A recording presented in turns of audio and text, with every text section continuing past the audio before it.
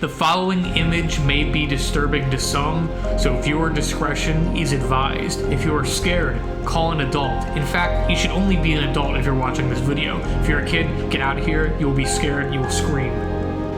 On September 7th, 1999, I presented this image, this drawing to my family.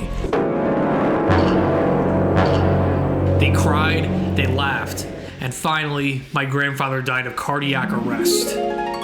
It was at that moment that I realized the power, the sheer, untapped power of the funny.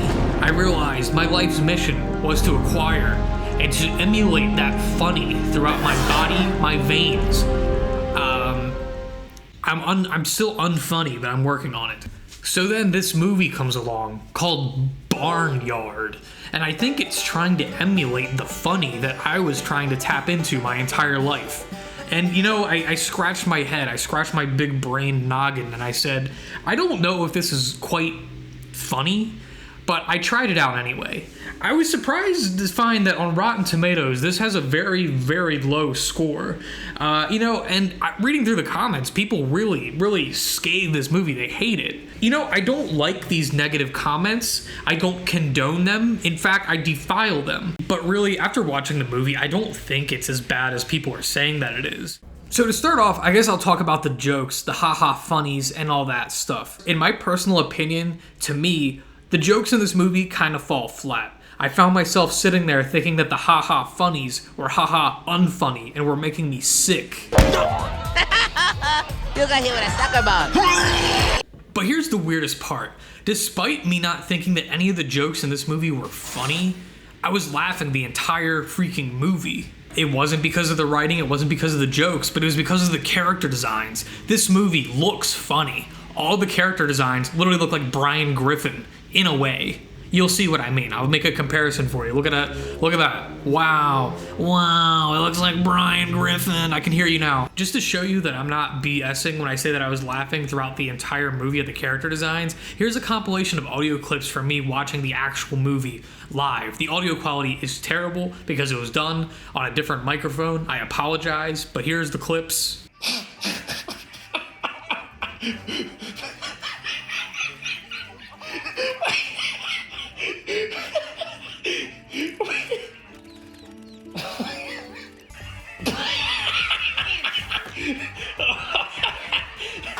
Ooh, I have teeth.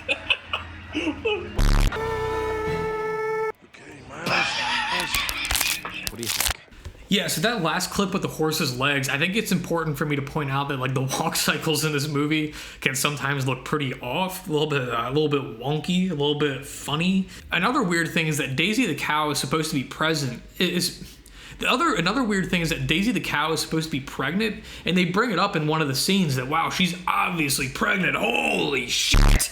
But she's not obviously pregnant. In fact, she's smaller than most of the other cows on the barnyard. Like, it's like she doesn't look pregnant. She doesn't look larger. She doesn't look rounder. Another thing to note, in this movie, there is a pee joke. Yes, a pee joke. There is a poop joke. I know, haha, funny. However, there is no fart joke. That's right, not a single fart joke is in this movie. I was surprised myself, and for that reason, I can't give it more than 5 stars. So yeah, as far as humor goes, this movie is very visually funny. There's a lot of frames in this movie where you'll just say, wow, me, or mood, or whatever the cool kids are saying these days. Yeah! So, would I describe this movie as funny? Yes, I think I would. If you decide to watch this movie, don't take it from me that it's some kind of excellent comedy or anything, because I definitely don't think it is. However, if you're able to sit down with a bunch of friends and laugh at something because it looks stupid and possibly has great, excellent meme potential, then yeah, I think you would like the humor in this movie. And you know, it's not completely terrible. The humor is not awful. There's probably a few moments where you might laugh and actually feel guilty about it afterwards because you're like, hey, isn't this supposed to be a stupid movie? And that's when you realize, I'm actually stupid.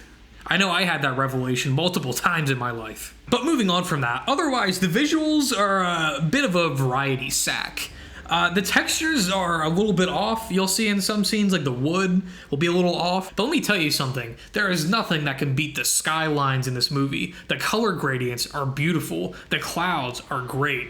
I can't tell you how much the sky in this movie just portrays the mood of what is going on in that particular scene. It's like you can perfectly feel the time of day, even the weather, the temperature of the air, just by looking at the sky in this movie. I'm actually very impressed. And let me say this too. There's a movement in the animation community right now where people want 3D to be more stylized like 2D. People are tired of realistic 3D renders being in animated cartoons. But let me tell you, Barnyard was stylized 3D before people started saying that there should be stylized 3D, before it was cool. I think a lot of people hold Pixar as the standard of 3D animation and what makes it good. However, I really don't think that's fair considering they're owned by a multi-billion-dollar corporation that is willing to sink hundreds of millions of dollars into a movie, whether it does well or not. It doesn't matter, it's a tax write-off.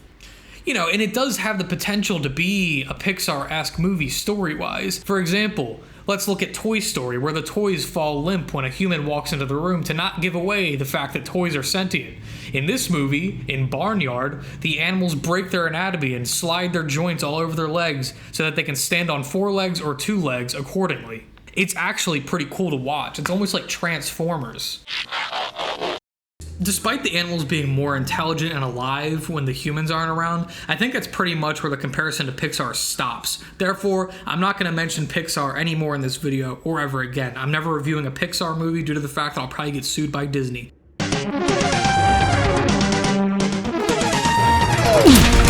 I think people either went into this movie expecting too much, or perhaps went into this movie thinking that it was just going to be fun and stupid and that it would have no plot at all and would be mind-numbing enough for the kids. Little did they know, it might actually traumatize them. So let me just give you a quick rundown of the plot. So there's these barnyard animals that live on a farm by day and party by night after the humans are asleep. The barnyard is run by Ben, a bull with udders, who could be stood up by the gates of hell, but let me tell you, he would not back down. But I won't back down. However, he ends up backing down when Dag the coyote bites his ankle and kills him instantly. Dag then goes on to be choke-held 5 times throughout the movie. Ben's kid. It then falls on Otis, Ben's adopted son, also with udders, to save the farm, which he does. However, first he has to come over a lot of obstacles. You see, Otis is a party animal and has a lot of issues. Hey, Maddie, looking good over there. I'm Chris Hansen with Dateline NBC. Okay, chick, just run along now. So like I said, this movie can be very dark. Not only do characters die on screen, but other times characters talk about losses that they've had in the past. For example, in one part of the movie, Daisy the pregnant cow tells Otis about how her husband died in a hurricane. Yeah, it seems like forever ago now, but one day a bad storm rolled in. Bessie and I were in the meadow and we found a place on high ground. Everyone was gone. And here's the weirdest part about that, slight spoiler here, but she names her baby cow, calf, whatever you want to call it, Ben, after Otis's dead father, instead of her dead husband. So, one of the movie's major themes is loss, and picking yourself up after that loss with the help of the community around you. Which, you know, I gotta say, actually sounds pretty good for a kid's movie. But the problem is that the tone is everywhere. Literally, about 1/4 of this movie focuses on plot, and the other 3/4 of the movie is about haha funnies. And then about 1/16 of it focuses on this weird pop-up that just shows up halfway through the movie. Our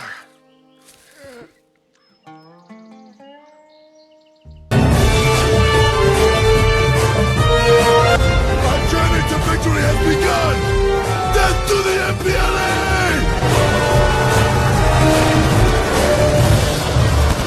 He's buying it. The 3/4 of the movie that's made up of jokes just doesn't really seem to be very coherent, and they all just kind of happen randomly. It's like a bunch of little skits inserted into the movie. A lot of what-if scenarios. For example, what if barnyard animals had parties at night? What if cows could drive a car for a joyride? And what if a farmer could kill a horse by pushing his finger into its forehead? I think these cutaways are there for two reasons. One is to counteract Otis's growth as a character. In order to become the leader of the barnyard like his father was, he needs to overcome being distracted and just causing mischief all the time. Hey guys, can you imagine Ben doing something like that? The other reason I think is because the barnyard is kind of a small place, and the writers just wanted to make this small place seem full of life. And now I can see somebody out there saying, Well, I believe some of the best films take place in one room. and here's the thing, if you're the type of person that exclusively uses the word film when talking about movies, I guarantee you're not gonna like this film.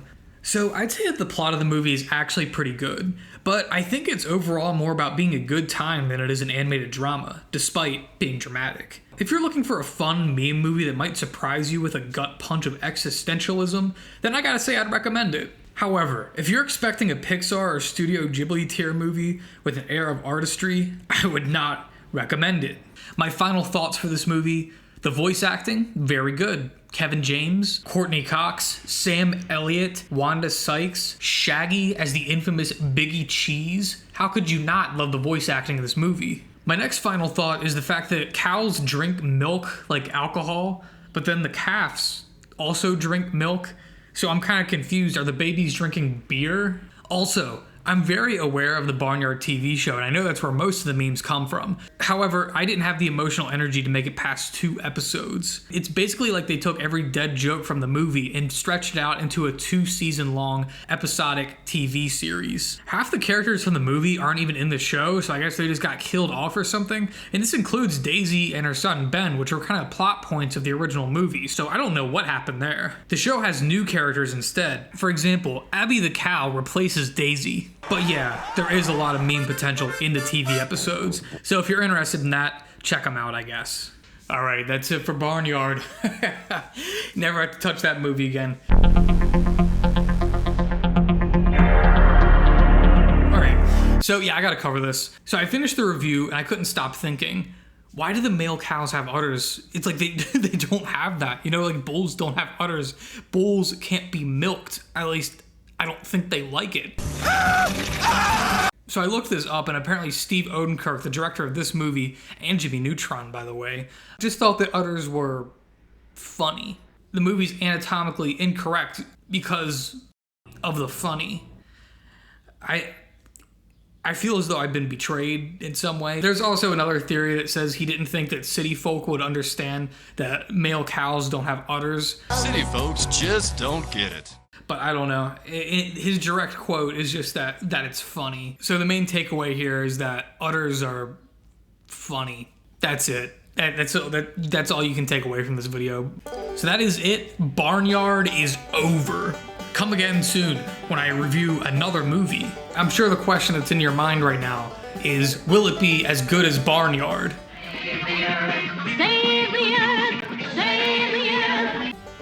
No promises.